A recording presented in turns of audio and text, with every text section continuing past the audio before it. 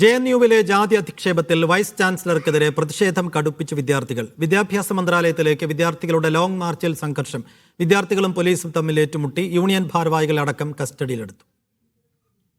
ജാതി അധിക്ഷേപം നടത്തിയ vice chancellor രാജിവെക്കുക, Rohit act നടപ്പാക്കുക തുടങ്ങിയ ആവശ്യങ്ങൾ ഉന്നയിച്ചാണ് വിദ്യാർത്ഥികൾ സർവകലാശാലയ്ക്കുള്ളിൽ നിന്ന് വിദ്യാഭ്യാസ മന്ത്രാലയത്തിലേക്ക് മാർച്ച് നടത്തിയത്. പോലീസ് പൂട്ടിയ സർവകലാശാല ഗേറ്റിന്റെ 3 പൂട്ടുകളും തകർത്ത് വിദ്യാർത്ഥികൾ മുന്നോട്ട് കുതിച്ചു.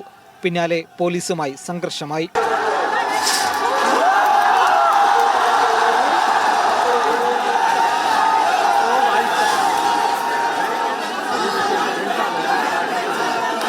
വിദ്യാർത്ഥികളോട് പിരിഞ്ഞു പോകാൻ പോലീസ് ആവശ്യപ്പെട്ടെങ്കിലും മടങ്ങാൻ കൂട്ടാക്കാതെ അവസാന ബാരിക്കേഡും തകർത്ത് മുന്നോട്ട് നീങ്ങിയതോടെയാണ് വിദ്യാർത്ഥികളെ പോലീസ് കസ്റ്റഡിയിലെടുത്തത്.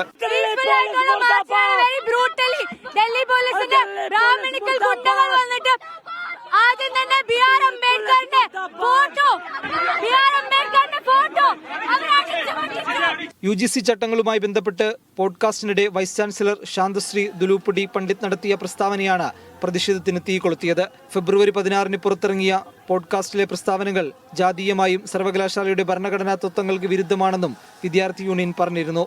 വൈസ് ചാൻസലർ മാപ്പ് പറയണമെന്നും അല്ലെങ്കിൽ രാജിവെച്ച് പുറത്തു പോകണമെന്നും ആവശ്യപ്പെട്ട് പ്രതിഷേധം കനപ്പിക്കാനാണ് വിദ്യാർത്ഥി സംഘടനകളുടെ തീരുമാനം. ആരിഫ് മുഹമ്മദിനോടൊപ്പം JNU സർവകലാശാലയിൽ നിന്നും തൗഫീഖ് അസ്ലം, മീഡിയ 1.